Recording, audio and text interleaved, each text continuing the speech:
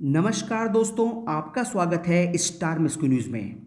दोस्तों, मैं आज आपके लिए लेकर आया हूं युवा कल्याण अधिकारी यूपी ट्रिपल एससी की इस परीक्षा के जनरल साइंस के 25 प्रश्न, जो आपकी आने वाली सभी परीक्षाओं के लिए बहुत ही महत्वपूर्ण होने वाले हैं। ठीक है, चाहे आपकी यूपी गवर्नमेंट की परीक्षा हो, चाहे आपका सेंट्रल गवर्नमेंट की परीक्षा हो। दोस्तों, आप अपनी तैयारी जान सकते हैं कि आपकी तैयारी का लेवल कितना है और आप कितने प्रश्नों को सही करोगे, ये आप मुझे कमेंट बॉक्स में कमेंट करके बता दीजिए। ठीक है दोस्तों, तो शुरू करता हूं जनरल साइंस के 25 प्रश्न।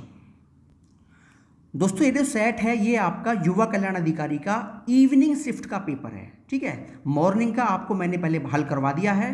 आज करते हैं इवनिंग शिफ्ट के जनरल साइंस के 25 प्रश्न।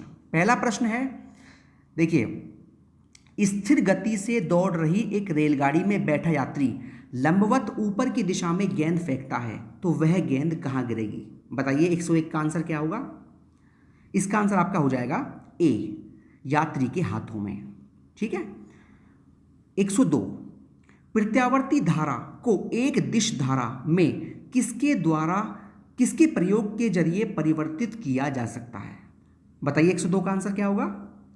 इसका आंसर आपका होगा सी, दिष्टकारी, या इसे बोलते हैं रेक्टिफायर। ठीक है। 103, एक व्यक्ति की तुला की मदद से अपना वजन 600 न्यूटन मापता है।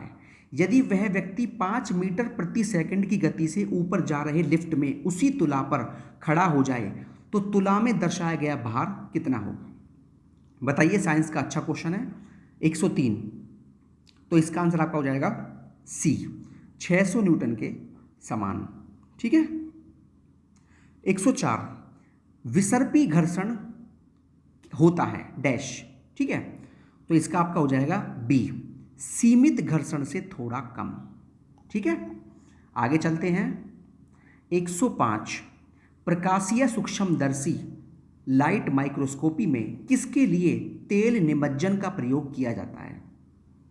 बताइए क्या होगा इसका आंसर? इसका आंसर आपका हो जाएगा ए, सूक्ष्मदर्शी की विभक्त शक्ति बढ़ाने के लिए, increase the resolving power of microscope. ठीक है, ए हो जाएगा इसका। आगे चलते हैं। 106, मनुष्यों के उस अंग दबांग की पहचान करें जो श्वसन प्रक्रिया से संबंधित नहीं है। ठीक है, तो बताइए इसका आंसर क्या होगा 106 का? इसका आपका हो जाएगा सी, केशिका स्तवक।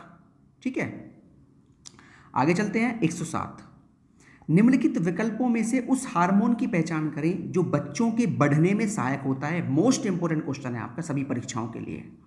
बताइए इसका आंसर क्या होगा? इसका आपका हो जाएगा 107 का डी,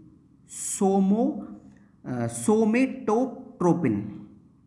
आगे चलते हैं। 108, निम्नलिखित पशुओं में से कौन सा पशु स्तनपायी प्राणी समूह का नहीं है? बताइए इसका क्या होगा? इसका आपका हो जाएगा बी। ठीक है, स्कोलियोडोन। आगे चलते हैं। 109, संतुलित आहार में भोजन के किस अवयव से अधिकतम ऊर्जा मिलती है? सबसे अधिक ऊर्जा किससे मिलती है? वो मिलती है कार्बोहाइड्रेट से, डी। ठीक है, जो भी छात्र क्वेश्चन देखना चाहते हैं इंग्लिश में, ये आपके सामने क्वेश्चन अंग्रेजी भाषा में है, तो अंग्रेजी वाले भी इसे कर सकते हैं। आगे कर चलते हैं। 110, रक्त स्कंदन विकार किसकी कमी के कारण होता है? बताइए, इसका आपका हो जाएगा बी, फिलोक्विनोन। ठीक है, इसका बी हो जाएगा फिलोक्विनोन। आगे चलते हैं। 111, मनुष्यों के किस अंग में कोरोनरी परिहद धमनी विद्यमान होती है? बताइए क्या होगा? इसका आपका हो जाएगा 111 का बी, हृदय, मतलब हार्ट में होती है कोरोनरी धमनी। 112 क्या है? निम्नलिखित में कौन सा हार्मोन पीयूष ग्रंथि से स्रावित नहीं होता? बताइए, इसका आपका हो जाएगा 112 का ए, सेक्रेटिन। ठीक है, आगे आते हैं। 113, प्रसिद्ध डॉली भेड़ किस तकनीकी के परिणाम स्वरूप अस्तित्व में आई? इसका आपका हो जाएगा ए, क्लोनिंग के द्वारा। ठीक है, ए इसका आंसर है क्लोनिंग। 114 क्या है? भोजन के किस अवयव का सकल कैलोरीफिक मान सर्वाधिक होता है? मतलब सबसे अधिक कैलोरी मान किस अवयव का होता है? तो इसका आपका हो जाएगा 114 का सी, वसा का। ठीक है, सबसे अधिक कैलोरी मान जो होता है वो वसा का होता है। आगे चलते हैं 115, क्षय रोग से बच्चों को सुरक्षित रखने के लिए कौन सा टीका दिया जाता है? बहुत आसान क्वेश्चन है और बहुत ही इंपॉर्टेंट प्रश्न है आपका ये। ठीक है, इसका आपका हो जाएगा ए, बीसीजी का टीका। 116 क्या है? निम्नलिखित में से कौन सी प्रक्रिया प्राकृतिक जल विज्ञान अथवा जल चक्र का भाग नहीं है? तो 116 का आंसर आपका हो जाएगा बी, विसरण। ठीक है, मतलब डिफ्यूजन। 17 है आपका, निम्नलिखित जीवों में से किसमें कोशिका में अच्छी तरह से व्यवस्थित न्यूक्लियस नहीं पाया जाता है? ठीक है, इसका आपका हो जाएगा डी, बैक्टीरिया। दोस्तों आपको बताना चाहता हूं जितने भी ये प्रश्न हैं बहुत ज़्यादा इंपॉर्टेंट हैं और आपकी आने वाली सभी परीक्षाओं में ये भैया मोस्ट इंपॉर्टेंट प्रश्न है।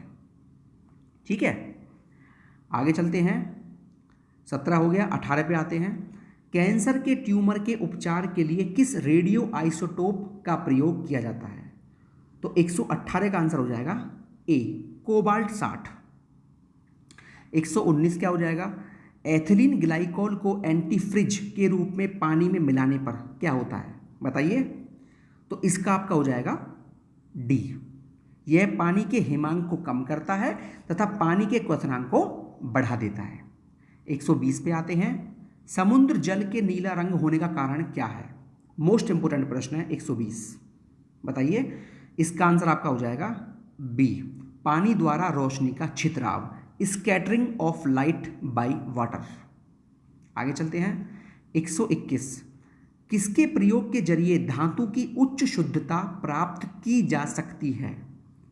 तो इसका आंसर आपका हो जाएगा 121 का डी, विद्युत अपघटनी न्यूनीकरण।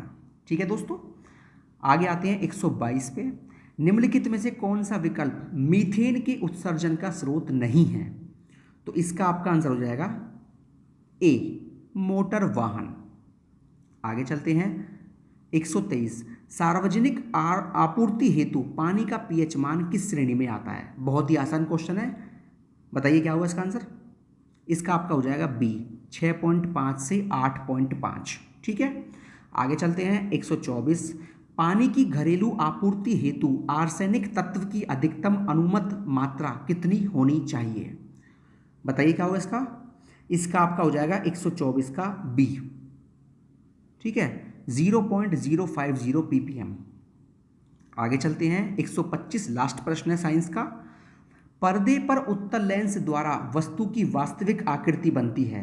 यदि उत्तल लेंस के ऊपरी भाग को अपारदर्शी कागज से ढक दिया जाए तो छवि पर क्या प्रभाव पड़ेगा? बताइए। तो इसका आपका हो जाएगा डी।